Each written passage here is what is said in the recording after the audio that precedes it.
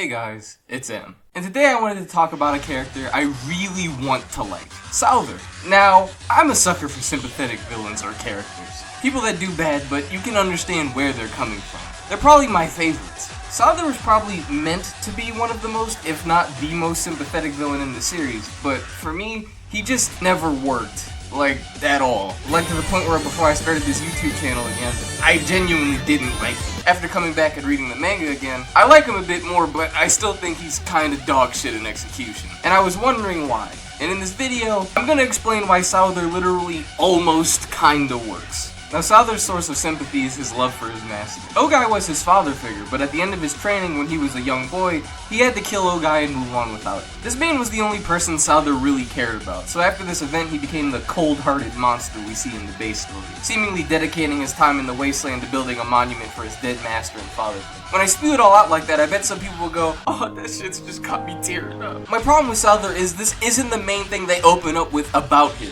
He's introduced sending his men out to enslave kids, kill innocent civilians, killing his old closest ally, and all while smiling and laughing at all the chaos he causes. Now I understand what this is meant to be. He's the star of the Emperor. He's held to a higher standard. So he always has to put on this dominant act. But honestly, he and Jaggy, if you're including his Gaiden, aren't super different. They're both people that suffered a traumatizing event involving someone's death in their youth that caused them to slowly go insane. But Jaggy wears his insanity on his sleeve. It's a main component of his character. Souther doesn't because he can't act out that way. He was raised to a higher authority. The problem is, we never see this struggle about his character until the tippy-tip end of his arc. When I explained it all like the way I did, it sounds like it's naturally woven into the story, but in reality, it's like the plot opened your mouth and shoved exposition down your throat. You don't have any real time to digest the tragic part of this character until the ending. By that point, it's honestly too fucking late because you had to see all the psycho shit he did right before this. Well, M, you have to remember, Har was on a time crunch. Shut the fuck up. I have to review the story we have, not the reason it is this way.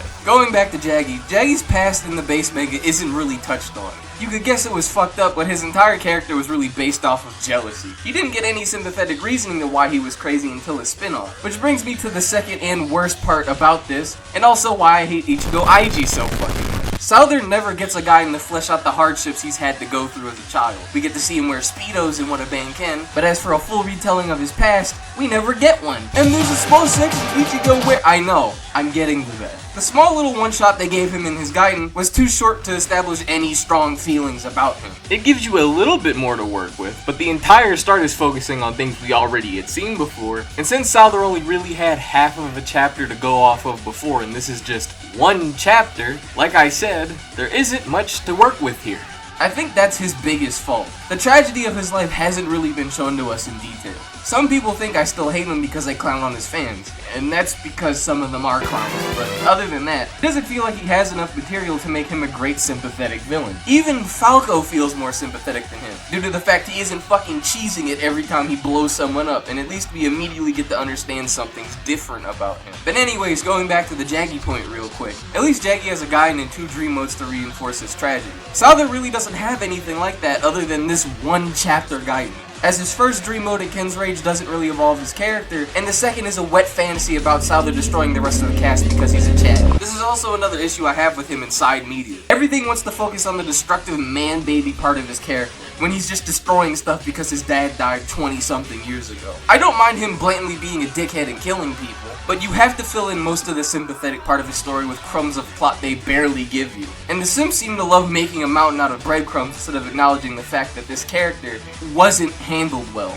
I really want to like him, like I said earlier, but it's hard when none of the writers seem to give a shit about the human side of him because they're too busy making him slice things or be quirky. I think it's a tragedy that his character ended up like this. If he was handled better, I could see him being one of my favorites over Jaggy. I still find him generally interesting, but he got so heavily fucked over in the base story, and no one seems to want to write a real backstory for him, so he's just this way. What do you guys think? Am I right? Or is Souther actually a flawless character with nothing wrong about him? As always, I'm glad to discuss with you guys in the comments, and I've been, and I am.